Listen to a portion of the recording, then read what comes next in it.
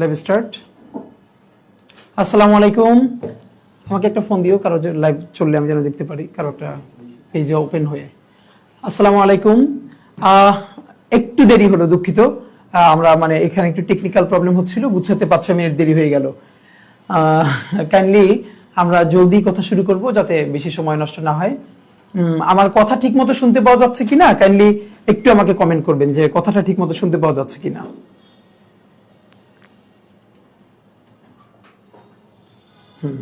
আর একটু যারা মনে করেন যে আমাদের এই কথাটা অন্যের কাছে পৌঁছানো দরকার, একটু লাইভটা শেয়ার করে দিতে পারেন আপনারা আপনাদের বিভিন্ন গ্রুপে, বা আপনি যদি মনে করেন যে কথাটা তার জন্য গুরুত্বপূর্ণ, শেয়ার করে দিতে পারেন। আমরা একটু 2-1 মিনিট অপেক্ষা করবো, জাস্ট একটু 2-1 মিনিট অপেক্ষা করি, আমরা কথা বলতে শুরু করবো। ফাঁকা আমাকে একটু কাইন্ডলি আপনারা দিয়েন যে সাউন্ড ওকে আছে কিনা, আমার কথা আপনারা ঠিকমতো শুনতে পাচ্ছেন কিনা। জি, শোনা যাচ্ছে, ওকে, চলছে, থ্যাংক ইউ। আমরা 1-2 মিনিট অপেক্ষা করবো একটু অন্যদের জন্য।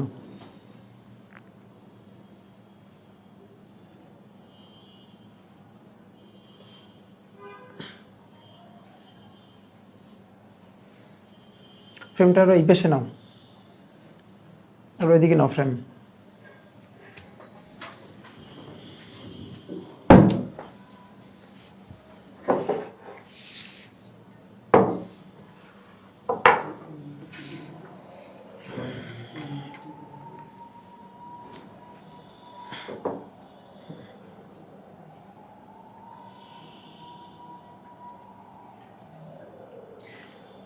বাজে কত?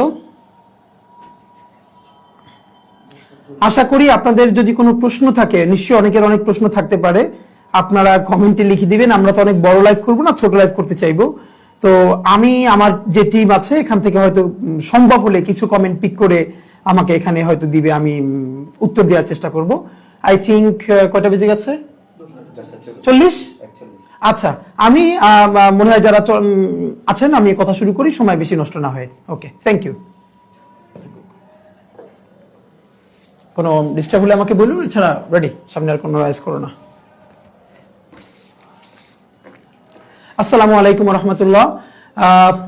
দেশে বিদেশে বাংলাদেশের যত মানুষ আমাদের এই লাইভটা এখন দেখছেন, শুনছেন, অথবা পরবর্তীতে দেখবেন বা শুনবেন, আপনাদের সবাইকে আন্তরিক শুভেচ্ছা, ধন্যবাদ, মোবারকবাদ। আনন্দের ব্যাপার হচ্ছে, আমাদের কাছে মনে হয়েছে যে বাংলাদেশ আজকে একটা নতুন ফেজে প্রবেশ করলো, যে নির্বাচনী তফসিল হয়ে গেছে। তো মজা করে বললে এরকম যে এদেশে নির্বাচন হবে না, এদেশে নির্বাচন হবে না। আমার মনে হয় যে টক শোতে কথা বলবার জন্য অনেক বুদ্ধিজীবীর টপিক কমে গেল, যে তারা কি বলবেন। তো এখন তফসিল তো হয়ে গেল, এরপরে বলবেন নির্বাচন হবে না, নির্বাচন হবে না। তারপরে যদি নির্বাচন হয়ে যায়, তারপরে বলবে যে তাতে কি আওয়ামী লীগ তো অংশগ্রহণ করতে পারলো না, মানে এই কথা আজীবন থাকবেই। তো আমরা মনে করি আমাদের দুটো কাজ অত্যন্ত জরুরি ছিল। একটা হলো বিচার সংস্কার, 3 নম্বরে নির্বাচন। নির্বাচনের সংস্কারকে আমি ভিন্ন করে এই জন্য বলি না যে নির্বাচন মানে ইতিহাসের শ্রেষ্ঠতম, যেটা প্রফেসর ইউনূস সাহেব বলেছেন, ঈদের মতো, ঈদের আনন্দের মতো শ্রেষ্ঠতম যে নির্বাচনটা, এই নির্বাচনটা নিজেই একটা সংস্কার। এখানে বসে সামনে মুভ করো না কেউ, ওদিক যাও, আমার ডিস্টার্ব হচ্ছে, ওদিক যাও। তো একটু কাইন্ডলি আমরা গুছিয়ে নিলাম। যেটা আমি আপনাদেরকে একটু বলা, যে আজকে যেহেতু তফসিল হয়ে গেছে, প্রথমত আমি একজন স্বতন্ত্র প্রার্থী হিসেবে তফসিলকে স্বাগত জানাচ্ছি। যে বহু ধরনের ষড়যন্ত্র তত্ত্ব, বিভিন্ন ক্রাইসিস, দিল্লির ষড়যন্ত্র, আওয়ামী লীগের বিনিয়োগ, এরকম অনেক কিছুকে ভেস্তে দিয়ে প্রফেসর ইউনূস এবং ইন্টারিম গভর্নমেন্ট তফসিল ঘোষণা করতে পারলো, নির্বাচনের তারিখ ঘোষণা করতে পারলো। এই জন্য আমি একজন স্বতন্ত্র প্রার্থী হিসেবে নিশ্চয়ই সকলকে এবং এই পুরো প্রক্রিয়ার সাথে জড়িত নির্বাচন কমিশন, সরকার এবং সকলকে আন্তরিকভাবে ধন্যবাদ জানাতে চাই। দেখেন, আমি কয়েকটা ছোট ছোট ইস্যুতে একটু রেসপন্স করতে চাই। প্রথমত, তফসিল হয়ে গেছে, ইনশাল্লাহ আল্লাহ চাইলে এবার অন টাইমে নির্বাচনটা হয়ে যাবে। কিন্তু একটু যেটা খুব মানে চিন্তার বিষয়, সেটা হলো এই যে নির্বাচনটা হবে, এই নির্বাচনটাকে অতীতের যে কোনো সময়ের সাথে যদি আপনি কম্পেয়ার করেন, যে এটা 2001-এর চেয়ে ভালো নির্বাচন হয়েছে, 96-র চেয়ে, 90-র চেয়ে, এটা খুব খারাপ একটা ব্যাপার হবে। বাংলাদেশের সব থেকে দুঃখের ব্যাপার হলো, বাংলাদেশ স্বাধীন হবার পরে, মুক্তিযুদ্ধের পরে 73-এর যে প্রথম নির্বাচনটা হয়েছে, এটাই প্রচন্ড ভোট চুরির, ভোট ডাকাতির কারচুপি নির্বাচন হয়েছে, free and free election Bangladesh স্বাধীনতার পরে পায় নাই প্রথমটা। এরপরে এতগুলো ইলেকশনের মধ্যে গত 15 বছর তো বাংলাদেশ ইলেকশন উঠেই গেছে। এরপরে কয়েকটি যে রিমার্কেবল ইলেকশন হয়েছে, আমরা বলি 91 ইলেকশন, 96 ইলেকশন, দেখেন ইলেকশন গুলো হয়েছে বেশ মোটামুটি সবাই অংশগ্রহণ করেছে, কিন্তু ইলেকট্রাল যে ভায়োলেন্স, যে সহিংসতা, এগুলো তো বাংলাদেশের একদম কালচারাল অংশ হয়ে গেছে। ইলেকশন মানে ইলেকট্রাল কালচার হয়ে গেছে যে মারামারি খুনোখুনি থাকতেই হবে, এ না হলে হবে না। প্রথমে বলে রাখি, বাংলাদেশের একটা গ্রুপ বলবার চেষ্টা করছিল যে পার্টিসিপেটরি ইলেকশন হতে হলে সেখানে আওয়ামী লীগ লাগবে, এই সেই লাগবে। একটু মনে করিয়ে দেই, কয়টা দল অংশগ্রহণ করলো, এটার উপরে তো পার্টিসিপেটরি ইলেকশন হয় না। সে অর্থে তো আওয়ামী লীগ সবসময় পার্টিসিপেটরি ইলেকশন করেছে, তারা 20টা-30টা নাম কওয়াস্তে দলকে সাথে রেখে তারপর ইলেকশন করতো, কিন্তু কত পার্সেন্ট ভোট দিত? আওয়ামী লীগ যে বলে তাদের এত পার্সেন্ট ভোট, তো আওয়ামী লীগ জাতীয় পার্টি তাদের যে এত এত দল, তাদেরও যদি সকল মানুষ ভোট দিত তাহলে তো 20% ভোট কাস্ট হতো, কিন্তু 5% ভোট তারা কোনোদিন কাস্ট করতে পারে না। গত 3টা নির্বাচনে কেন্দ্রে কুকুর ঘুমিয়েছিল, মসজিদে মাইকে সবাইকে বলে বলে বলে বলে তারপরে 5% মানুষকে তারা কেন্দ্রে আনতে পারে নাই। আমরা বরং পার্টিসিপেটরি ইলেকশন বলতে বুঝি এবং বোঝাই যে জনগণ, যিনি এই ইলেকশনের সব থেকে বড় স্টেক হোল্ডার, তিনি কতটা অংশগ্রহণ করলেন। এই শীতের সকালে কুয়াশার মধ্যে মানে দাঁড়িয়ে কতজন ভোট দিতে এলেন, শিশুদেরকে কোলে নিয়ে, দাড়িপাকা মানুষ, বৃদ্ধ, নারী, সবার মধ্যে কি পরিমাণ কোলাহল তৈরি হলো সেটা। তো আমরা প্রত্যাশা করছি যে বাংলাদেশের ইতিহাসে সব থেকে বেশি টার্ন আউট এবার হবে, মানুষ তার প্রতিনিধি নির্বাচন করবে, কারণ মানুষ ভোট দিতে পারছিল না, প্রতিনিধি নির্বাচন করতে পারছিল না। এখন ব্যাপার হলো, প্রফেসর ইউনূস সাহেব বলেছেন যে এই নির্বাচনটা হবে ঈদের উৎসবের মতো। হ্যাঁ, এটাকে সিগনিফিকেন্ট করবার জন্য অনেকগুলো আয়োজন ইতিমধ্যে নির্বাচন কমিশন, যেগুলো চোখে পড়বার মতো, প্রবাসীরা পোস্টাল ভোট দিতে পারবেন, সরকারি কর্মকর্তা যারা নিজের এলাকার বাইরে কর্মরত থাকবেন তিনিও চাইলে পোস্টাল ভোট দিতে পারবেন, এরকম বেশ কিছু উদ্যোগ নেওয়ার চেষ্টা করা হয়েছে। কিন্তু আমি একজন প্রার্থী হিসেবে আপনাদের কাছে কয়েকটা কনসার্ন জানিয়ে রাখি। নাম্বার 1, দেখেন নির্বাচন হবে 12 ফেব্রুয়ারি, ফাইন। এখন আমি বুঝতে পারছি না যে এইটাকে নির্বাচন কমিশন ইচ্ছে করে করছে। বাংলাদেশের যে প্রতিষ্ঠিত ধরেন এখন সবচেয়ে বড় দল কোনটা? বিএনপি, জামাত ইসলামী, এরকম আরো যে কয়টা দল, মানে রাজনৈতিক দলের বাহিরে কিছু স্বতন্ত্র ক্যারেক্টার তারা যদি উঠে আসতে চায়, মানে তাদেরকে কি নির্বাচন কমিশন দমিয়েই রাখতে চায়? মানে নির্বাচন কমিশন কি চায় না যে দলের বাহিরে কোনো প্রার্থী, কোনো ক্যারেক্টার একটু বড় হোক, একটু ভালো করুক? যদি না চায়, আপনাদেরকে শুধু একটা বলি, আপনারা জানেন গত অলমোস্ট 5 মাস ধরে আমি এবং আমার টিম ঢাকা 8-এর প্রত্যেকটা অলিতে গলিতে, মসজিদে, মন্দিরে, স্কুল, কলেজ, ইউনিভার্সিটিতে আমরা সেই ফজর থেকে রাত্রি 10টা পর্যন্ত জনসংযোগ করি, ভোটার যোগ করি। আমরা মানুষের বাড়িতে যাই, বাড়ির সামনে দাঁড়াই, কথা বলি, চা খাই, তাদের পরামর্শ শুনি। আমরা এইবার প্রথম বাংলাদেশের নির্বাচনে বেশ কিছু সিগনিফিকেন্ট ভ্যালু এড করতে পেরেছি। দেখেন, আমরাই প্রথম বলেছি জনতাই লিখবে জনতার ইশতেহার। আমরা বোর্ড নিয়ে, কাগজ নিয়ে, তারপরে মার্কার নিয়ে প্রত্যেকটা এলাকায় যাচ্ছি গত 3-4 মাস ধরে। মানুষ তাদের বক্তব্য, তাদের পরামর্শ, তাদের কথা আমাদেরকে লিখে দিচ্ছেন, আমাদের কাছে স্তূপ হয়ে গেছে। আপনারা আসলে দেখবেন, এবার আমাদের পুরো রিসার্চ টিম নিয়ে বসেছে। মানুষ আমাদের কাছে কি প্রত্যাশা করে, কি চায়, তাদের কি পরামর্শ, কি অভিযোগ, এইগুলো একজন এমপি আসলে কতটুকুন ডিল করতে পারে, মানে তার ক্ষমতার ইখতিয়ার কতটুকুন, আমরা এগুলো নিয়ে কি সমাধান করতে পারবো, এগুলো নিয়ে ইনশাআল্লাহ আমরা কাজ করছি। আবার প্রত্যেকটা ওয়ার্ডে ওয়ার্ডে সেই সমাধান নিয়ে যাব, আমরা লাইভ টেলিকাস্টের মাধ্যমে আপনাদেরকে জানাবো এই সমাধান। আমরা সেই ফজর থেকে একটা ক্যাম্পেইন শুরু করছি প্রত্যেক এলাকায়, এটা আপনাদের অনেকের ভালো লেগেছে। আমরা ক্রাউড ফান্ডিং, যেটাকে রিয়েলি বলে, একদম 10 টাকা থেকে শুরু করে, 10 টাকা না 1 টাকা বললে ভালো, কারণ আমাদের টিমে 1 টাকা বিকাশ গিফট হিসেবে আসে। এর মানে 10 টাকা 20 টাকা থেকে শুরু করে 5,000 10,000 টাকা মানুষ আমাদেরকে ডোনেট করছে, আমরা হিসাব দিচ্ছি আপনাদেরকে। এই যে নতুন জিনিসগুলো অ্যাড হচ্ছে, তো এবং আজকে আমরা পাবলিক পার্লামেন্ট করেছি। আমি আপনাদের মাধ্যমে বাংলাদেশের অন্তত ঢাকা 8-এর যেসব আমার প্রতিদ্বন্দ্বী আছেন, আরো ক্যান্ডিডেট আছেন, তাদেরকেও বলতে চাই যে চলেন আমরা, আমাদের ঢাকা 8-এর 9টা ওয়ার্ড আছে, প্রত্যেক ওয়ার্ডে একসাথে ঘোষণা দিয়ে আমরা প্রত্যেক প্রার্থী একদিন একটা প্ল্যাটফর্মে দাঁড়াই। আমাদের যত ভোটার আছে, সে যেই দলের হোক, আমাদের যদি স্বচ্ছন্দ না হয় তবুও আমাদের প্রয়োজনে অস্বস্তিদায়ক প্রশ্ন হলেও সে করুক, আমরা সবাই মিলে উত্তর দেই। কিন্তু এটা একটা অসাধারণ ব্যাপার হবে। আজকে আমরা দুর্নীতি দমন কমিশনের সামনে পাবলিক পার্লামেন্ট করেছি, আপনারা যারা ওখানে অনেকে উপস্থিত ছিলেন, প্রচুর প্রশ্ন করেছেন, উত্তর দেওয়ার চেষ্টা করেছি। আমি মনে করি এইটা আরো বড় করে হওয়া উচিত। এবার আমার যেটা, আমি একজন প্রার্থী হিসেবে ব্যথিত, এটা আপনাকে একটু বলা দরকার। প্রথমত, প্রথম পার্টে আমি আপনাদেরকে নির্বাচনের যে তফসিল ঘোষণা হয়েছে সেটা স্বাগত জানিয়েছি, আলহামদুলিল্লাহ, খুব ফাইন। এরপরে যারা উদ্যোগটা যেটা নিচ্ছেন ভালো করবার জন্য, সেটাও ফাইন। কিন্তু আমার যেটা প্রথমত কনসার্ন, দেখেন আমরা যেটা জানি যে সবাইকে প্রতীক ঘোষণা করা হবে 21শে জানুয়ারি। এর মানে আজকে হলো 11 ডিসেম্বর, এই মাসের আছে 10 দিন, আর জানুয়ারির 20 দিন। এর মানে 1 মাস পর 30 দিন পর প্রতীক ঘোষণা করা হবে। এর মানে নির্বাচনের 30 দিন আগে অলমোস্ট, হ্যাঁ 22 দিন আগে, 22 দিন আগে, মানে 12ই ফেব্রুয়ারি যদি হয় তাহলে ওখানে হচ্ছে কত 11ই জানুয়ারি, তাহলে 22 জানুয়ারি থেকে 12ই ফেব্রুয়ারি এই সময়টা, মানে 20 থেকে 25 দিন সময়। আপনারা আমাকে একটু বলেন এইটা কোন বিবেচনায় নির্বাচন কমিশন করলেন? আমরা এখন যত জায়গায় যাই, আপনি জানেন আমি যেহেতু স্বতন্ত্র প্রার্থী, আমার তো মার্কা নাই, আমি শুধু আমার নামে একটি লিফলেট নিয়ে যাচ্ছি সব জায়গায়। প্রতিদিন 1000-এর বার বেশি প্রশ্ন শুনি, আপনার মার্কা কোনটা, আপনার মার্কা কোনটা। দেখেন বাংলাদেশের মানুষ কিন্তু এত গিয়ে ব্যক্তির খুঁজে ভোট দিতে পারবে না যে ওসমান হাদি ওর নাম কই, ছবি কই, সেটার সামনে কোন প্রতীক আছে। মানুষের মার্কাটা মুখস্থ রাখা দরকার।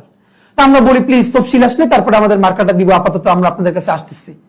এখন আজকে থেকে যে নির্বাচনী তফসিল হলো, ধরেন অফিসিয়ালি সবাই আপনি বলেছেন 22 জানুয়ারি থেকে প্রচারণা শুরু করবে, কিন্তু এখন থেকে তো আর কেউ প্রচারণা বসে থাকবে না, অফকোর্স করবে। যখন ধানের শীষ, দাড়িপাল্লা, শাপলাকলি আরো অন্যান্য যাদের প্রতীক আছে দলীয় প্রতীক, তারা এখন তার প্রার্থীর প্রতীকটা মানুষকে মুখস্থ করাবেন। আমি এবং আমার মতো অগণিত যারা স্বতন্ত্র প্রার্থী আছেন তারা আগামী 1টা মাস মানুষের কাছে কোন প্রতীকটা নিয়ে যাবেন আমাকে বলেন, সে তার ভোটারের কাছে কোন প্রতীক বলবে? এরপর আপনারা 21 জানুয়ারি বা 22 জানুয়ারি যখন প্রতীক ঘোষণা করবেন, 21 জানুয়ারি, তখন নির্বাচনের বাকি থাকবে 20-25 দিন। এই 20-25 দিনে কিভাবে আমার 3.5 লক্ষ ভোটারের কাছে আমি আমার মার্কাকে পরিচিত করাবো? এর মধ্যে আমি তো গেমে এমনিতেই হেরে গেছি। কিরকম? আমার যিনি প্রতিদ্বন্দ্বী আছেন তিনি ধারের শীষ, তিনি দাড়িপাল্লা, তিনি শাপলাকলি, এটা প্রতিদিন ব্র্যান্ডিং করতেছেন, অথচ আমি যখন যাব সবাই বলবে এই তো ধানের শীষের প্রার্থী, এই তো দাড়িপাল্লার প্রার্থী, এই তো শাপলাকলির প্রার্থী, আপনি কোন মার্কার প্রার্থী? আমার কোনো মার্কা নাই, তাহলে আমি 1 মাস করবো কি, বাসায় ঘুমাবো? নাম্বার 2, ঠিক আছে আমি একটা প্রার্থী, আমি একটা পছন্দসই মার্কা ঠিক করলাম, সেটির উপরে কথা বলা শুরু করলাম, কিন্তু আপনারা যেটা করবেন, আমি যে মার্কাটা চাইবো সেই মার্কাটা পাবো তার তো কোনো গ্যারান্টি নেই। এমনকি বাংলাদেশে যেটা করা হবে, আমার ক্ষেত্রে যেটা আমি খুব মনে করি, ধরেন আমি একটা সিগনিফিকেন্ট আমার খুব পছন্দের একটা মার্কা সবাই মিলে ঠিক করলাম, সেটার উপর আমরা ব্র্যান্ডিং শুরু করলাম।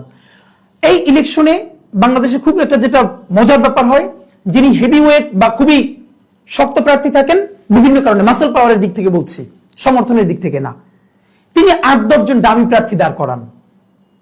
এই ডামি প্রার্থীদের আপনারা জানেন প্রত্যেক প্রার্থী প্রত্যেক কেন্দ্রের প্রত্যেক বুথে একজন করে এজেন্ট দিতে পারে। একটা স্কুল যদি একটা কেন্দ্র হয়, সেই কেন্দ্রে মিনিমাম 7 থেকে 10টা বুথ থাকবে। তাহলে একটা স্কুলে যদি মিনিমাম 7টা বুথ ধরি, তাহলে প্রত্যেক বুথে প্রত্যেক মার্কার একজন করে এজেন্ট থাকবে। এবার আপনি ধরেন এখানে মার্কা আছে, আমি একটা স্কুলের একটা বুথ নিয়ে কথা বলি, একটা বুথে ধানের শীষের একজন, দাড়িপাল্লার একজন, আর আমি ধরেন স্বতন্ত্র প্রার্থী একজন। এখন আরো যদি 10 জন থাকে এরকম দামি প্রার্থী একজন লোকের, তখন হবে কি, ওই পুরো 10 জন পোলিং এজেন্টের মধ্যে 1-2 থাকবে ভিন্ন, বাকি 8 জন ঘুরে ফিরে সবই একজন আর লোক। এরপর তারা সবাই মিলে যখন সিল দেওয়া শুরু করবেন বা ইলেকশন ইঞ্জিনিয়ারিং করবেন, তখন সেখানে নির্বাচন কমিশনের থাকবেন 1 বা 2 পোলিং অফিসার। এই পোলিং অফিসারকে হয়তো একজন স্কুল শিক্ষক বা কলেজ শিক্ষক বা একজন ব্যাংকার, ব্যাংকের অফিসার, এরা সবাই। দেখেন যেই লোকটা পোলিং অফিসার নির্বাচন কমিশন থেকে ওই একদিনের জন্য নিয়োগ প্রাপ্ত, তাকে তিনি তো ওইখানের স্কুলে কলেজে চাকরি করেন বা ব্যাংকে চাকরি করেন। তিনি যেহেতু জানবেন যে এখন যে ভোট কেন্দ্র দখল করবে বা সিল মারবে, তিনি তো এমপি হবেন এবং তার দল হয়তো ক্ষমতায় যাবে। তিনি এমপি হওয়ার পর, তার দল ক্ষমতায় যাবার পর, তিনি এই স্কুলে তার পোস্টিং থাকবে, তার চাকরি ঠিকমতো থাকবে, তিনি ঠিকমতো ব্যাংকে এখানে চাকরি করতে পারবেন, তাকে বান্দরবান পাঠিয়ে দেওয়া হবে না, কে নিশ্চয়তা দিবে? সুতরাং তিনি যখন দেখেন যে 10 জন প্রার্থীর মধ্যে 2 জন এজেন্ট আর কিছু করতে পারতেছে না, 8 জন এজেন্ট এক, তাকে তার হাতে কিছু পোলিং অফিসারকে কিছু টাকা দেওয়া হয়, উনি যদি ডিসঅনেস্ট হন তাহলে টাকা নিয়ে চুপচাপ বসে থাকেন, বাইরের লাইব্রেরিতে গিয়ে চা খান, স্কুলের লাইব্রেরিতে গিয়ে। আর যদি অনেস্ট হন তাহলে টাকাটা নিন না, কিন্তু ওখানে গিয়ে বলেন যে আপনি ওখানে গিয়ে চা খান, কারণ তার তো চাকরিটা বাঁচানো লাগবে। তিনি নির্বাচন কমিশনের দায়িত্ব পালন করবেন একদিন, কিন্তু স্কুলের চাকরিটা তো করবেন সারা জীবন। এবং সেই স্কুলের যিনি ম্যানেজিং কমিটির প্রধান, তিনিও কিন্তু ওই প্রার্থীরই নিয়োগপ্রাপ্ত। তো আপনি এইটা কিভাবে ঠেকাবেন? এইটা আপনাদের কাছে আমাদের খুব একটা প্রশ্ন নির্বাচন কমিশনের কাছে, এই যে ডামি ক্যান্ডিডেট, এই যে, এবং আরেকটা ব্যাপার, মিডিয়ার ভাইয়েরা তো বুথের মধ্যে ঢুকতে পারবে না। সিস্টেমটা তবে বাইরে দেখা যাবে দারুণ, কিন্তু ভিতরে যেভাবে মেকানিজম করা হবে, আমি আপনাকে এই দায়িত্ব, এইগুলো কেন ডিটেল বলতে পারছি, আমার পরিবারের অলমোস্ট সবাই শিক্ষক এবং তারা সবাই আমার আব্বা থেকে শুরু করে কখনো প্রিসাইডিং অফিসার থেকে শুরু করে আমার ভাই বোন, তারা বিভিন্ন ভোট কেন্দ্রে গত 15 বছর ছাড়াও এর আগে যখন ফেয়ার ইলেকশন হয়েছে এই কাজগুলো তারা presiding officer, assistant presiding officer হিসেবে দায়িত্ব পালন করেছেন এবং এগুলোই ঘটেছে। যখন দখল হয় তখন তার ইজ্জত বাঁচানোর জন্য বলা হয় আপনি গিয়ে লাইব্রেরিতে বসে থাকেন, ব্যাস। এখন তিনি চাকরিটা বাঁচাবেন, না নইলে তার গায়ে হাত তোলা হবে, কি করবেন? নির্বাচন কমিশনের কি কোনো ক্যাপাসিটি আছে তাকে সেভ করবার? নাই। এই উত্তরটা আপনাদের মাধ্যমে জানতে চাই। নাম্বার 2, তাহলে আপনারা যে আমাকে মার্কা দিবেন 1 মাস পর, আমি নির্বাচনের 22 দিন আগে মার্কা পাইয়া সেই মার্কা কি আমি ভিজিয়ে খাবো? অথবা আপনি আমাকে গ্যারান্টি দেন যে আমি এখন এই মার্কা চাইলে পাবো। আরেকটা কাজ কি করা হবে, আমি যদি এখন একটা মার্কা নিয়ে ব্র্যান্ডিং করতে শুরু করি, করা হবে কি, ওই যে ডামি প্রার্থী দাঁড় করানো হবে সেই ডামি প্রার্থীদের 3-4 জনকে দিয়েও, সাপোজ আমি ধরেন মার্কা চাইলাম, এই যে ধরেন মগ, আমি বললাম যে আমার মার্কাটা হবে মগ, এবং মগটা খুব পরিচিত হইলো সবার কাছে। সেই ডামি প্রার্থীদের 3-4 জনের মাধ্যমে তাদেরকে দিয়ে বলা হবে আমরাও মগ চাই। তারপর নির্বাচন কমিশন কি করবে, একই মার্কা যদি একাধিক প্রার্থী চান তাহলে মার্কা ওটা বাতিল। এবার আপনারা বলবেন আপনি বদনা নেন, মগ হবে না। অথবা কি করা হবে, বলবে ঠিক আছে চাইছেন তো 5 জন, আসেন লটারি করি। তো লটারি করে তো আমি পাবো না, বাকি কজন তো জেতার জন্য ইলেকশন করবে না, আমার আটকানোর জন্য করবে। বলেন এবার আমার সমাধান কি? মিডিয়ার যে ভাইয়েরা শুনছেন, নির্বাচন কমিশনের দায়িত্বশীল যারা শুনছেন, প্লিজ আমি একজন স্বতন্ত্র প্রার্থী হিসেবে আপনাদের মাধ্যমে জানতে চাই, আপনারা আমার ইলেকশনের 22 দিন আগে প্রতীক দিলে এটা নিয়ে আমি কি করবো কি আসলে? আশা করি এটা আপনারা সুবিবেচনা করবেন। আর একটা কি করা হয়েছে, স্বতন্ত্রদের জন্য 1% স্বাক্ষর, এটা আগেও বলেছি আবার একটু বলে রাখি, যদি এটা হয়ে গেছে। আমার এলাকায় ধরেন 3.5 লক্ষ ভোটার, কম বেশি এখন পর্যন্ত, যেহেতু চূড়ান্ত হালনাগাদ ভোটার তালিকা প্রকাশিত হয় নাই, কম বেশি 3.5 লাখ। সেক্ষেত্রে 1% ধরেন 3.5 থেকে 4,000 ভোট আমার লাগবে, মানে স্বাক্ষর ভোটারের। প্রত্যেক স্বতন্ত্র প্রার্থীর কি লাগবে, যে তার কনস্টিটিউয়েন্সির 1%, মানে আমার জন্য 3,500 ভোটারের স্বাক্ষর লাগবে। এটা তো অত্যন্ত জুলুম, 2 কারণে। কেন বলেন আপনারা? বলে যাতে ব্যালট বড় না হয়। বাবারে, স্বতন্ত্র প্রার্থীর জন্য ব্যালট বড় হয়, নাম কাওয়াজতে হাবি জাবি নাম দিয়া 36টা মার্কা দিয়ে নির্বাচন করে, তাদের ক্ষেত্রে ব্যালট বড় হয় না? এই যে আমার ক্ষেত্রে 4,000 ভোটারের স্বাক্ষর লাগবে, এমন অনেক দলের প্রার্থী তো আছে তিনি 1% ভোটই পাবেন না, তাহলে তারটা আপনি রাখবেন কেন ব্যালটে? অনেক দলের প্রার্থী আছে তিনি 1% কেন 0.5% ভোট পাবে না, তাহলে তারটা কেন থাকবে? তারটা ব্যালট বড় হয় না? আর স্বতন্ত্র প্রার্থীর কিন্তু ব্যালট বড় হয়ে যায়, এটা কোনো কথা? ব্যালট বড় হলে আপনার সমস্যা কি? এখন আমার ক্ষেত্রে সেটা প্রবলেম না, ইনশাল্লাহ আমি 3,500 হোক 4,000 হোক আমি স্বাক্ষর নিতে পারবো। কিন্তু এখানে একটা গুরুত্বপূর্ণ ইস্যু আছে, এটা আপনারা কেউ খেয়াল করছে না নির্বাচন কমিশনের। এখন পর্যন্ত আমরা স্বাক্ষর সংগ্রহের জন্য অনেক ভোটারের সাথে কথা বলেছি, তারা আমাদেরকে বলেছে ভাই আপনারে ভোট দিব, এটা ওয়াদা, বাসায় 5টা ভোট আছে 5টাই দিব, আমরা স্বাক্ষর করতে পারবো না। কারণ তাদের ভয়, আমার বিরুদ্ধে যারা লড়ছেন তারা যেহেতু অত্যন্ত পাওয়ারফুল, তারা নির্বাচনে জিতলে শুধু এমপি না মন্ত্রী হবেন, অনেক কিছু হবেন। এখন আমাকে ভোট নির্বাচন করতে দেওয়ার জন্য কারা অফিসিয়ালি স্বাক্ষর দিচ্ছেন, নির্বাচন কমিশনের কাছে তো এই 4,000 মানুষের রেকর্ড থাকবে। এই নির্বাচন কমিশন কাছ থেকে এইটা যে ফাঁস হবে না খুবই স্বাভাবিক, এখানে অনেক কর্মকর্তা আছেন যে কেউ চাইলে এটাকে প্রকাশ করতে পারেন। তাদের আশঙ্কা হলো এই নামগুলো তাদের এক্সপোজ করা হবে কোনো না কোনো ভাবে। যদি তাদের নাম এক্সপোজ করা হয় তাহলে তারা তো বিরাট রিস্কে পড়ে যাবেন, যে ঠিক আছে তোমার বাসা শাহজাহানপুর, তোমার বাসা মতিঝিল, আমার এখানে রইছো ওসমান হাদিরে তোমরা স্বাক্ষর করছো, ঠিক আছে দেখে নিতেছি। তো নির্বাচন কমিশন কি একবারও চিন্তা করে নাই যে এই যে স্বতন্ত্র প্রার্থীরা 1% ভোট, মানে 3,500, 4,000, 5,000 মানুষের স্বাক্ষর নিবে, এই স্বাক্ষরটা যে দিবে তার প্রাইভেসি আপনি কিভাবে নিশ্চিত করবেন বলেন আমাকে? এখান থেকে যে কোনো সময়, এটা আপনি এখন না 1 বছর পর আপনি যখন নির্বাচন কমিশন থাকবেন, অন্য কেউ আসবে, তখন তো ফাঁস হতে পারে। তখন যদি এই স্বাক্ষরদাতারা কোনো ঝামেলায় পড়েন এই কারণে যে আমাকে কেন তারা সাপোর্ট করেছেন, এইটার উত্তর কি দিবেন আশা করি আপনারা এটা নিয়ে চিন্তা করবেন প্লিজ। কেন্দ্রীয় সিসি ক্যামেরা, এই ব্যাপারে এখন পর্যন্ত আপনারা স্পষ্ট কি অবস্থা নিয়েছেন জানি না, আমি আপনাদেরকে স্পষ্ট জানিয়ে রাখি, কেন্দ্রে সিসি ক্যামেরা নিশ্চিত করা না হলে আমরা বৃহত্তর আন্দোলন করব, বৃহত্তর আন্দোলন। আমাদের কেন্দ্র কারা দখল করবে, কে মারতে আসছে, কে গুলি করতে আসছে, কে কেন্দ্র দখল করতে আসছে, কে কেন্দ্রের সামনে মারপিট লাগিয়ে অন্য ভোটারদেরকে আসতে ব্যাহত করছে, এটার কোনো ডকুমেন্টেশন থাকবে না। আর আপনি বলবেন 200 কোটি টাকা, 200 কোটি টাকা না 2,000 কোটি টাকাও যদি লাগে বাংলাদেশের সব থেকে শ্রেষ্ঠতম নির্বাচনকে সম্পন্ন করবার জন্য, এটা আপনাকে করতে হবে, এটা আপনার টাকায় করবেন না। এটা জনগণের টাকায় জনগণের রাষ্ট্রের জন্য করবেন। প্রত্যেকবার ত্রুটিপূর্ণ নির্বাচনের জন্য বাংলাদেশের এই ক্ষতি হয়েছে। আপনাকে যেন পরে বলতে না হয় যে আজকে সিসি ক্যামেরা থাকলে আমরা এই জিনিসটা ধরতে পারতাম, এটা চলবে না। আবারও বলি, আপনারা যদি সিসি ক্যামেরা ছাড়া ইলেকশনের প্রচারে যান, মানে প্রিপারেশনে, এতে যদি কিয়ামত পর্যন্ত লাগে ইনস্টল করতে, আপনি কিয়ামত পর্যন্ত অপেক্ষা করবেন? আপনি কেন পারবেন না? এই যে মারামারির বন্যা বয়ে যাবে, এই দায় কে নিবে? আপনাকে সিসি ক্যামেরা নিশ্চিত করতেই হবে, নয়তো আমরা এটা নিয়ে বৃহত্তর আন্দোলন গড়ে তুলব, জানিয়ে রাখি।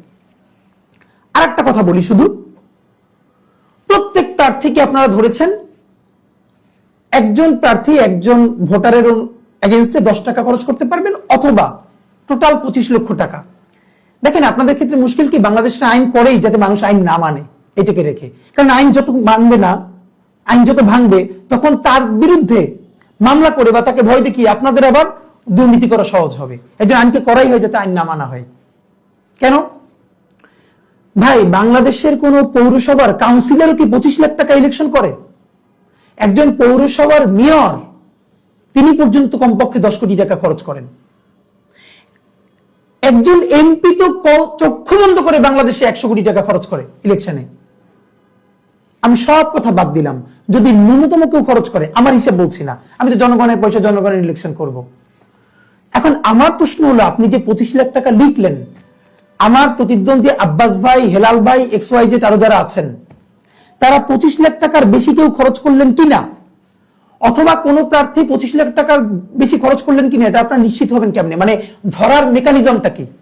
ধরেন আমি যদি এখন 25 কোটি টাকা খরচ করি, আমি তো আমার অ্যাকাউন্ট থেকে করব না, তাহলে আমার নিজের অ্যাকাউন্ট থেকে করব না, আপনি এটা ধরবেন কিভাবে? আমি হয়তো ধরেন ক্যাশ রিসিভ করব, ক্যাশ সবার হাতে দিয়ে দিব, এক এক রাত পাহারা দেওয়ার জন্য আমার পক্ষে যারা পিটি করবে, আমার পক্ষে মারামারি করবে, কেন্দ্র দখল করবে, 10,000 20,000 টাকা করে আগের রাতে দিয়ে দিব। আমি তো তার অ্যাকাউন্টে ট্রানজেকশন দিব না, আমি তো চেকে দিব না, আপনি আটকাবেন কিভাবে? আপনি বরং সেটা না করে করা দরকার ছিল, আপনি সারা কনস্টিটিউয়েন্সি এতগুলোর বেশি বিলবোর্ড লাগাতে পারবেন না, আপনি এতগুলোর বেশি ফেস্টুন লাগাতে পারবেন না। আপনি তাকে আটকাবেন, যখন তার বিলবোর্ড কমে যাবে, যখন তার ফেস্টুন কমে যাবে, তখন তো অটোমেটিকলি তার টাকা পয়সার খরচের জায়গা কমে যাবে। আপনি যখন জনসংযোগে নামবেন, আপনার সাথে এতজনের বেশি আপনার ভলান্টিয়ার থাকতে পারবে না, তাহলে তো তার খরচ কমে যাবে। আপনি সেটা না করে বলে দিলেন টাকা, একজনও এই আইন মানবে না, শুধু আমরা যারা অল্প কয়েকজন প্রার্থী আছি তাদের জন্য আপনাদের এই নিয়মটা করা থাকবে। তো আপনার তো কোনো মেকানিজম নাই। নাম্বার আসেন 2, ধরেন 25 লাখ টাকা না, একজনের 25 কোটি টাকা খরচ করলো, ইলেকশনের 3 দিন পর বা 5 দিন পর বা 7 দিন পর আপনারা অনেক কষ্ট করে প্রমাণ বের করলেন, তখন কি আপনারা তার এমপি পদ স্থগিত করবেন? ওই নির্বাচন বাতিল করবেন?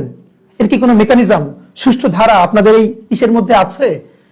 নির্বাচন কমিশনের যে নিয়ম, যে আমরা খবর পেয়েছি আপনি এই টাকা খরচ করেছেন, সুতরাং আপনি ইলেকশনের রাত্রিরে এত টাকা মানুষকে দিয়েছেন, আপনার এখন প্রত্যাহার করা হবে, এটা কি আপনারা পারবেন? হয়েছে কোনোদিন? তাহলে যেটা পারবেন না সেই আইন না করে আপনারা বরং এইটা থাকা দরকার, আপনি 25 লাখ না, আপনি যেটা করেন, কিন্তু সেটার মেকানিজমকে নিশ্চিত করবার, এটা আমরা জানি না। ওকে, তো আমি আপনাদের মাধ্যমে প্রথমত যেটা আজকে বলবার জন্য জরুরি ছিল, যে তফসিলকে স্বাগত জানালাম। অবশ্যই ইতিহাসের শ্রেষ্ঠতম নির্বাচন হতে হলে যেইটা সব থেকে ক্রাইসিস তৈরি করবে, এটা বলে আমি আমার পাঠ শেষ করব। দেখেন, আমরা বারবার বলি যে ভালো ইলেকশন, কিন্তু টোটাল ভোটারের কত পার্সেন্ট ভোট দেয়, মানে টার্ন আউট কত হয় বাংলাদেশে? আমার ক্ষেত্রে আমার সংকটটা আমি বলি, ধরেন কিভাবে ভোটটা নষ্ট করা হবে। আমি তো প্রতিদিন, যেহেতু আমাদের টিম, আমরা রাস্তায় থাকি, আমি জানি আমাকে মেইনলি কারা ভোট দিবে, যারা টাকার বিনিময়ে ভোট বিক্রি করে, অথবা ভোট দিয়ে তারপরে সেই এই সুবিধা নিবে, তারা আমাকে ভোটটা দিবে না, এটা আমি খুব ভালো করে জানি। স্কুল শিক্ষক, কলেজ শিক্ষক, ইউনিভার্সিটির ফ্যাকাল্টি, একজন ব্যাংকার, একজন ব্যবসায়ী, একজন উদ্যোক্তা, একজন গৃহিণী, একজন শিক্ষার্থী, যিনি খুবই ডিসেন্ট একটা লাইফ লিড করেন, যিনি কোনোদিন কোনো প্রয়োজনে একজন এমপি, মন্ত্রী, চেয়ারম্যান, কাউন্সিলর কারো কাছে যান না, কখনো না, হাত পাতেন না, ঠিক মতো ভ্যাট দেন, ট্যাক্স দেন, নিজের কাজটা নিজে সুন্দর করে করেন। এরা হচ্ছে আমাদের ভোটার গ্রুপ। এখন ওনারা কেমন ভোটার? ভোট কেন্দ্রে যদি কোনো ধরনের মারামারি না হয়, খুবই সুন্দর পরিবেশ থাকে, ওনারা গিয়ে গোপনে আমার পক্ষে ভোটটা দিয়ে আসবেন। কেন্দ্রে যদি উনি শোনেন কেন্দ্রে মারামারি লেগেছে, উনি আর কখনো যাবেন না কেন্দ্রে। এখন বাংলাদেশে তো এই নিয়ম নাই যে ধরেন আপনার 3.5 লক্ষ ভোটার ঢাকা 8-এ, এর মিনিমাম অর্ধেক ভোট যদি না পড়ে, কত ধরেন 1,75,000, মিনিমাম 50% যদি টার্ন আউট না হয় তাহলে আবার ইলেকশন হবে। এই নিয়ম তো বাংলাদেশে নাই, পৃথিবীর অন্যান্য দেশে আছে। তাহলে ক্যান্ডিডেটদের হিসাব থাকে আমার যারা মাফিয়া ম্যান, মাসেল ম্যান, তাদেরকে দিয়ে আমি ভোটটা ঠিক মতো দেয়াই ফেলবো, আর যারা ডিসেন্ট ভোটার তাদেরকে কেন্দ্রে যাতে না আসে সেই ব্যবস্থা করব। কারণ আমি যদি অল্প ভোটও পাই, ওই অল্প ভোট পেয়েও যদি 1 নাম্বার হই তাহলে তো আমি এমপি। ধরেন 3.5 লাখ ভোটারের মধ্যে ভোটার কাউন্ট হয়েছে 1 লাখ, এই 1 লাখের মধ্যে আমি বেশি ভোট পাইছি একটা ভোটও, তাহলে আমি এমপি। বাংলাদেশে তো এটা সিস্টেম। এখন এই জন্য কি করা হবে, আমার ভোটাররা যেহেতু অত্যন্ত ডিসেন্ট ভোটার, তিনি যখনই শুনবেন কেন্দ্রে মারামারি লাগছে তিনি যাবেন না, তিনি জীবনের ঝুঁকি নেবেন না। ভোট দিতে গিয়ে মরে যাবেন এই দায় তার নাই। ভালো ইলেকশন, সুন্দর পরিবেশ, যাবো ভোট দিব। কিন্তু মারামারি শুনলে তিনি আমার পক্ষে কোনোদিন মারামারি করতে যাবেন না, পিটাপিটি করতে যাবেন না। কিন্তু অন্য যে রাজনৈতিক দলের কর্মী, তিনি তো পলিটিক্যালি মোটিভেটেড এবং তিনি রাজনৈতিক কর্মী, বিভিন্ন আর্থিক সুবিধা প্রাপ্ত অনেকে, তিনি তো মারামারি করবেন তার কেন্দ্রের জিতানোর জন্য তার প্রার্থীকে। কারণ তিনি যদি তার প্রার্থীকে তার কেন্দ্রে পাশ করাতে না পারেন তাহলে তার এলাকায় যে মাদক ব্যবসা, চাঁদাবাজি, ফুটপাত থেকে চাঁদা তোলা, এগুলো তার সব বন্ধ হয়ে যাবে। আমি যদি আমার এলাকার ফুটপাতটায় আমার ওয়ার্ডে ধরলাম আমি চাঁদা তুলি, আমি মাদক ব্যবসা করি, আমি কনস্ট্রাকশনের যে কাজগুলো হয় ডেভেলপাররা বাড়ি করে ওখানে গিয়ে বাধা দেই, আমাকে টাকা না দিলে এত % কাজ করতে দিব না, স্কয়ার ফিট এত টাকা দিতে হবে। এখন আমি এই কাজগুলো করতে চাইলে আমার লোককে এমপি বানাইতে হবে, নইলে তো আমি এলাকায় এগুলো করতে পারবো না। সুতরাং প্রত্যেক ওয়ার্ডে, প্রত্যেক কেন্দ্রে যারা মাস্তান, পাতি মাস্তান, চাঁদাবাজ, তাদের দায়িত্ব হলো তাদের জীবনের ঝুঁকি নিয়ে হইলো তার থেকে পাশ করা, নইলে তার পুরো আর্থিক চ্যানেল বন্ধ হয়ে যাবে। সে খাবে কি করে? সে তো জীবনের ঝুঁকি নেবে। কিন্তু আমার ভোটার তো কেউ চাঁদাবাজিও করবে না, টেন্ডারবাজিও করবে না, কেন্দ্র দখল যেহেতু করবে না, সে তো জীবনের ঝুঁকিও নেবে না, আমার পক্ষে মারামারিও করতে যাবে না। তাই কি করা হবে, ওই ডিসেন্ট ভোটাররা যদি আমাকে ঠিকমতো ভোটটা দিতে পারে, ইনশাল্লাহ আমরা আশাবাদী আমরা বিপুল ভোটে জয়ী হব। যেহেতু ওইটা অনেকের হোমওয়ার্ক আছে, তাই নিজেরাই 2-3টে গ্রুপ রেডি রাখবে, করে কেন্দ্রের সামনে হঠাৎ করে একটা মারামারি লাগাই দিবে। এবং এই মারামারিটা হচ্ছে সংক্রামক ব্যাপার, সাথে সাথে মিডিয়া নিউজ হয়ে যাবে সেগুনবাগিচা স্কুল কেন্দ্রে মারামারি, ভোট গ্রহণ বন্ধ কিছুক্ষণ। এইটা শুনে আরো 10টা কেন্দ্রে অস্থিরতা ছড়িয়ে যাবে। আস্তে শুনে আমার সেগুনবাগিচার ভোটাররা সাপোজ বলবে না মারামারি লাগছে আমি আর যাবো না, তো তাদের যেটা গেইন করা গেইন হয়ে গেল।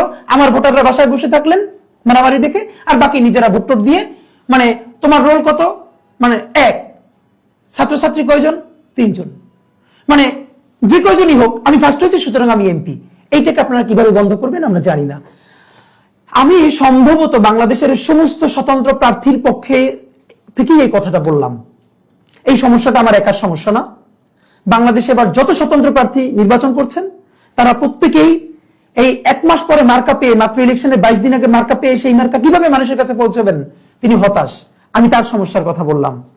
তাকে যে 1% মানুষ স্বাক্ষর করবে, সেই স্বাক্ষরদাতাদের নিরাপত্তা কে দিবে, এইটার যেহেতু কোনো মেকানিজম নাই, সে প্রচন্ড ভয়ে আছে। আমি তার শঙ্কার কথা বললাম। কেন্দ্রে সিসি ক্যামেরা না থাকলে কে কেন্দ্র দখল করতে আসলো, গুলি চালালো, মারামারি করলো, এটা যেহেতু ডিটেক্ট করা যাবে না, তাই সন্ত্রাসীদের কোনো ভয়ও থাকবে না দখল করতে, আমি সেই শঙ্কার কথা জানালাম। প্রার্থীদের 25 লাখ টাকা খরচ হয়ে আসলে কেউ 25 লাখ করবে না, করবে কোটি কোটি টাকা, কিন্তু আপনি তাকে কোন আইনের মাধ্যমে ধরবেন সেটাও কোনো মেকানিজম নাই। এই শঙ্কার কথা আমি জানানো, সবার পক্ষ থেকে জানানো মনে করলাম। এবার আমি আজকে আমার সর্বশেষ, আপনারা জানেন আমি আপনাদের কাছ থেকে ক্রাউড ফান্ডিং নিয়ে ইলেকশন করছি। আমি একটা খুব ক্লিয়ার কথা বলি, আমি ইউনিভার্সিটিতে পড়িয়ে আমার যা স্যালারি, আমার অন্যান্য ইনকাম, আমি ছাত্র জীবন থেকে আমরা বিভিন্ন জায়গায় টুকটাক ভালো বিনিয়োগ ছিল আলহামদুলিল্লাহ, আমার ফ্যামিলি আলহামদুলিল্লাহ সবাই খুবই একটা ভালো রিসেন্ট লাইফ লিড করে। আমি আপনাদের ফান্ডিং এর টাকা আমার বাসা চালা 1 টাকা খরচ করি না, আমি নেই না পার্সোনালি। আমাদের সমস্ত ফান্ডিং এর টাকার দায়িত্বে থাকেন আমার যিনি নির্বাচন পরিচালনা কমিটির প্রধান সমন্বয়ক আব্দুল্লাহ আল জাবের। আমাদের পুরো একটা টিম আছে, টাকাগুলো আব্দুল্লাহ আল জাবেরের হাতে আসে এবং তিনি সবকিছু খরচ করেন, প্রত্যেকটা পয়সার হিসাব রাখেন। নির্বাচনের পর ইনশাল্লাহ আমরা সেই পুরো খরচ, এই যে আমাদের ডায়েরি, প্রত্যেক পয়সার হিসাব এখানে আছে আমাদের পুরো টিমের। নাম্বার 1, এর মানে হলো আপনারা আমাকে যারা ফান্ডিং করেন, আমরা সেই ফান্ডিং এর পয়সা আমরা এই অ্যাক্টিভিজম করি, সেটা থেকে আমার বাসায় যায় না। দ্বিতীয়ত আমার পার্সোনাল টাকাও আমি অ্যাক্টিভিজমে খরচ করি না, হিসাব খুব সোজা। আমাকে আমার মানে আমি আপনারা টাকা দিবেন কেন? বা আমাকে ভোট দিলে আপনার লাভ কি? লাভ খুব সোজা, আমি আপনার গম চুরি করব না, ডাল চুরি করব না, সিমেন্ট চুরি করব না, রড চুরি করব না, আমি চাঁদাবাজি করব না। সুতরাং আপনার লাভের জন্য আপনি আমাকে টাকা দিবেন, আপনি আমাকে জিতাবেন, কারণ নিজের ভালো পাগলেও বোঝে। আমাকে আপনি কেন ভোট দিবেন? আমার ভোট দিলে আপনার লাভ কি? আপনার লাভ, আপনার সম্পদ আমি চুরি করব না, আমি পাচার করব না, এই জন্য আপনি করবেন। এবার দেখেন, আপনাদেরকে একটা বলি, আজকে যেহেতু তফসিল ঘোষণা হয়েছে, সুতরাং আজকে থেকে আমার অ্যাকাউন্টে 25 লাখ টাকা আসা পর্যন্ত, এটার একটা হিসাব আছে, যেহেতু আমি 25 লাখ টাকা খরচ করতে পারবো।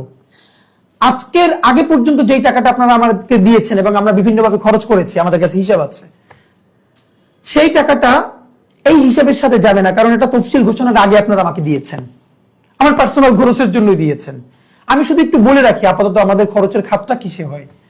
আমরা মেইনলি আমাদের রাফলি 300+ আমরা কর্মী ঢাকা 8-এর 9টা ওয়ার্ডে কাজ করি। যেমন আগামীকালকে আমরা ঢাকা 8-এর অন্তত 20টা মসজিদে, জুমার মসজিদে একযোগে ভোটার যোগ করবে ইনশাআল্লাহ। দেখেন, আমার এখানে আমার যে ভাইয়েরা ভিডিও বানায়, আমাদের প্রত্যেকটা সোশ্যাল মিডিয়া দেখে, সকাল থেকে ফজর থেকে রাত্রি 10টা পর্যন্ত সারাক্ষণ হাঁটে, এরা 1 পয়সা কোনো পেমেন্ট নেয় না, সবাই যে যার জায়গা থেকে ভলান্টিয়ারলি কাজ করে। কিন্তু দেখেন, আমাদের যত ম্যাক্সিমাম স্টুডেন্ট, অনেকে ক্যারিয়ার ছেড়ে এসেছে, এই যে মানুষটা বাসা থেকে আসে সকালে রাত্রিরে যায়, এর ভাড়াটা তো অন্তত আমার ম্যানেজ করা দরকার। এই একটা টিম প্রত্যেকটা ওয়ার্ডে 15-20 জন সকাল থেকে রাত্রি পর্যন্ত পড়ে থাকে, তাদের সকালের নাস্তা, এরপরে দুপুরের খাবার, রাত্রির খাবার, আগে পরে একটু নাস্তা, অসুস্থ হয়ে গেলে একটু চিকিৎসার ব্যবস্থা করা, এই ন্যূনতম দায়িত্বটা তো আমার, কারণ আমি তো তাকে এর জন্য 2000 টাকা দিচ্ছি না, এটাও তারা নিতে চান, আমি জোর করে দেই। তা আমাদের মূলত হলো এই যে আমরা একটা টিম 300+, যারা প্রতিদিন ফজর থেকে রাত্রি 10টা পর্যন্ত রাস্তায় পড়ে থাকি, তাদের সকলের আসা যাওয়ার ভাড়া, তাদের খাবার 3 বেলা, তাদের নাস্তা এবং আমাদের অন্যান্য খরচই আমাদের মূল খরচটা যায়। ইনশাআল্লাহ আমাদের কাছে সব লেখা আছে, আমরা আপনাদেরকে জানাবো। এখন আপনাদেরকে যেটা বলা দরকার, আপনারা জানেন গত 30শে ডিসেম্বর পর্যন্ত আপনারা আমাকে যেই টাকাটা দিয়েছিলেন, টোটাল 15 লক্ষ সামথিং, সেটার হিসেব আমি দিয়েছি এবং সেটা গণমাধ্যমে এসেছে। কিন্তু আজকে যেহেতু তফসিল হয়ে গেল, সুতরাং ডিসেম্বরের 1 তারিখ থেকে গতকালকে পর্যন্ত, মানে এই 10 দিন, ডিসেম্বরের 1 তারিখ থেকে 10শে ডিসেম্বর আমার কাছে কত টাকা আসলো, এই হিসাবটা আমি আপনাদেরকে এখন দিব। এবং আজকে থেকে আপনারা যেই টাকাটা আমাকে পাঠাবেন তফসিল হয়ে যাওয়ার পর থেকে, সেইখান থেকে আমরা 25 লাখ টাকা আসা পর্যন্ত কাউন্ট করব। এরপর যেহেতু অনেকে 5 টাকা, 10 টাকা, 20 টাকা, 50 টাকা দিতে চান, এই জন্য না নিলে কষ্ট পাবেন, এটা টাকার জন্য না, এটা এঙ্গেজমেন্ট।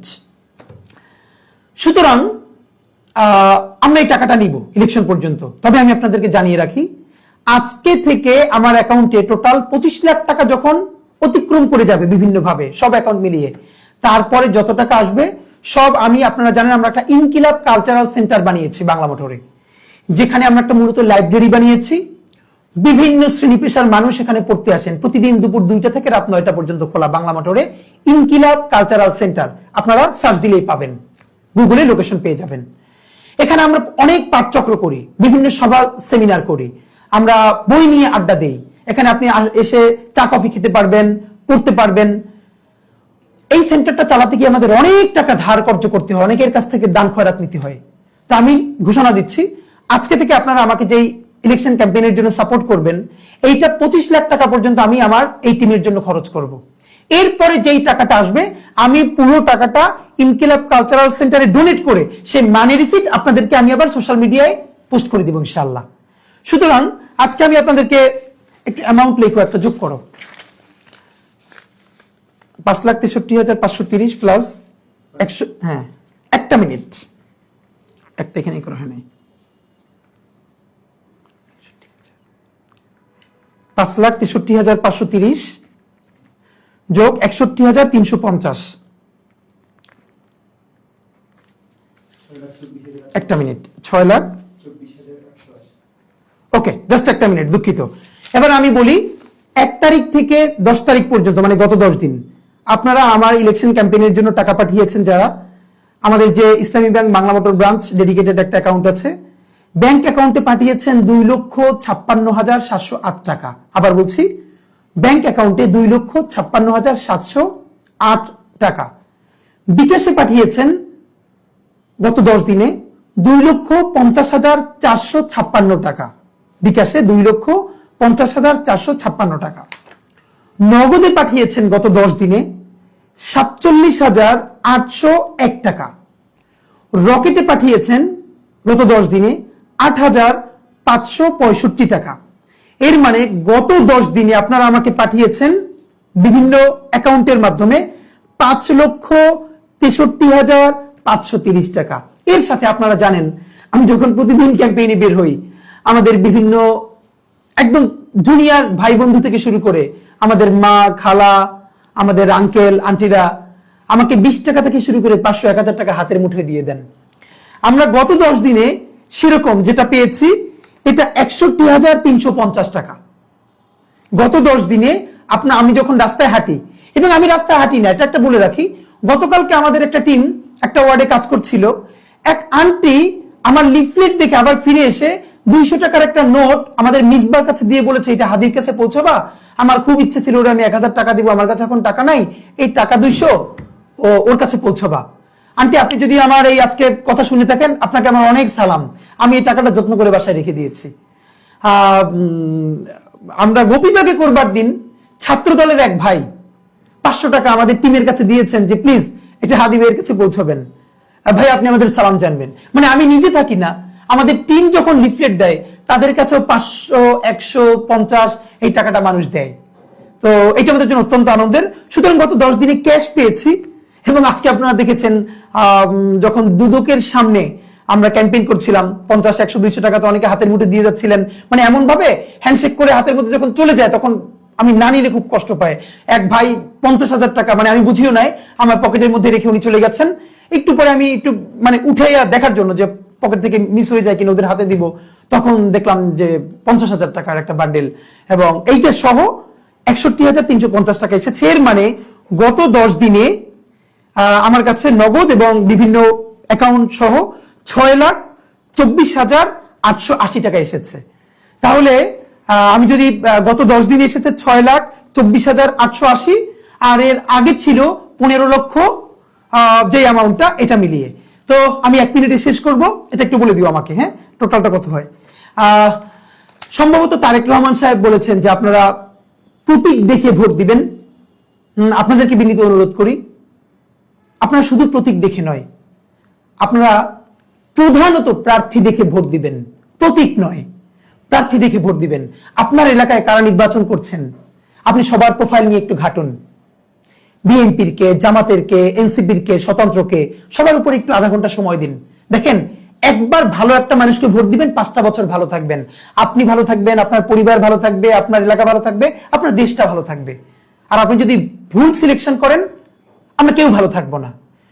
আমরা যদি সবাই বেছে বেছে যোগ্য লোকটাকে, যোগ্য প্রার্থীকে ভোট দেই, সে বিএনপির হোক, জামাতের হোক, এনসিপির হোক এবং স্বতন্ত্র হোক, যে দল থেকেই হোক, তাহলে যোগ্য মানুষগুলো যদি গিয়ে সংসদে দাঁড়ায়, আপনি ভাবেন তো আমাদের সংসদটা হয়ে উঠবে যোগ্য মানুষদের একটা কারখানা। তুমুল ঝগড়া হবে, বিতর্ক হবে যোগ্য মানুষদের সাথে পলিসি নিয়ে, সেখানে কেউ যাত্রা করবে না, আর কেউ গান গাইবে না জনগণের পয়সায়, সংসদে নাটক করবে না, যাত্রাপালা করবে না। সুতরাং প্লিজ প্রতীক দেখে নয়, যোগ্য প্রার্থীকে ভোট দিন, সে যেই দলেরই হোক। পুরো অ্যামাউন্ট একটু বলবা? 21,65,292। ওকে, তাহলে আপনারা গত 10 দিনে আমাকে দিয়েছেন 6,24,880 টাকা, আর শুরু থেকে আজ পর্যন্ত আপনারা আমাকে দিয়েছেন 21,65,292 টাকা। আজকে গতকালকে পর্যন্ত, আজকে থেকে আপনারা আমাকে যেই টাকাটা দিবেন 25 লক্ষ টাকা এক্সিড করবার পরে আমি এইটা এখন আর আমি বলবো না, ইনশাল্লাহ আমি যখন অ্যামাউন্ট ক্লোজ করবো ইলেকশনের আগে, তখন আপনাকে জানাবো আমার টোটাল কত টাকা এসেছে। সেই 25 লক্ষ টাকা আমি খরচ করে বাকি যে টাকাটা ইলেকশনের আগের দিন আমি টোটাল টাকাটা ইনকিলাব কালচারাল সেন্টারে ডোনেট করে সেই মানি রিসিপ্ট আপনাদেরকে দিব। অনেকগুলো কমেন্টের উত্তর দিতে পারলে ভালো লাগতো, অনেক সময় হয়ে গেছে, অনেকে বিরক্ত হয়ে যাবেন। আপনারা আমার জন্য অনেক অনেক দোয়া করবেন। ঢাকা 8-এ ইনশাল্লাহ আপনাদের সাথে দেখা হবে।